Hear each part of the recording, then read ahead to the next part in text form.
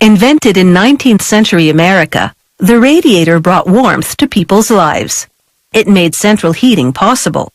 Before that, several fireplaces and stoves were needed to warm a home, but with a radiator in every room, one boiler could heat an entire house. While the traditional cast iron radiator is still a source of warmth, it now competes with modern steel versions. These steel radiators are lighter and heat a room faster. They also come in a range of styles and can make a colorful design statement. Production begins with a series of powerful punch presses. They punch holes in steel plates, and they shape the parts by pressing the metal onto dies. These punched and pressed parts are called half pieces.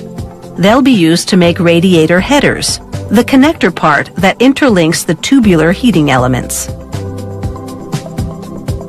The half pieces exit the punch press station and slide into the clutch of a robotic device. It brings two half pieces together in perfect alignment and delivers them to an automated welder, which joins them at the seam. The process is usually shielded by a protective cover, but it's been lifted to allow our camera to video it.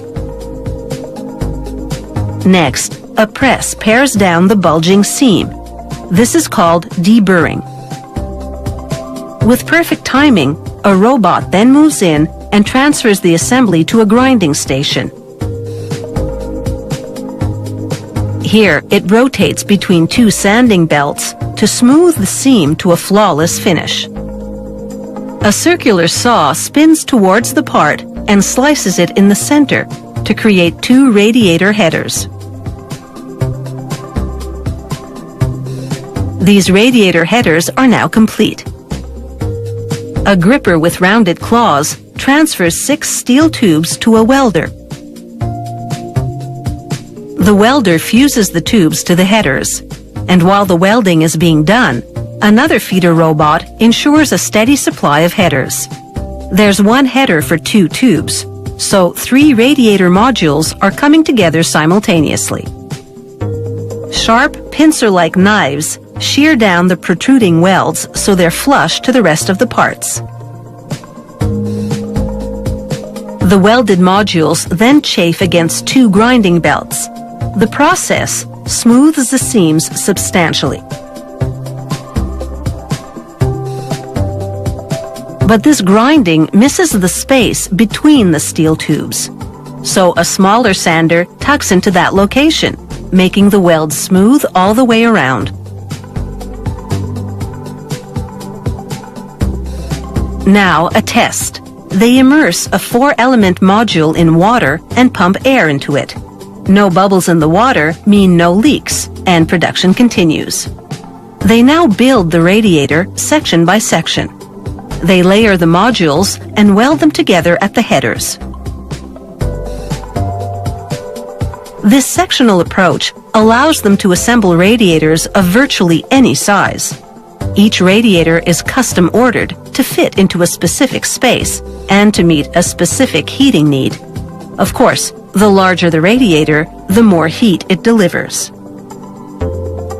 Here's an inside look at a steel radiator header. With the radiator now complete, they repeat the test done earlier and confirm that it's completely leak-proof. They now run an electrical charge through the radiator as they immerse it in a primer. The charge causes the primer to cling to the metal. Once baked on, it will protect it from corrosion. This household radiator is ready for a coat of paint. The customer selects the color beforehand to suit the home's interior design and his personal taste. They bake on the finish, and once it cools, they wrap up the job. These radiators are now homeward bound. Fueled by a furnace, hot water will move through them in a continuous loop, and they'll exude warmth. That's why the radiator continues to be a nice thing to come home to.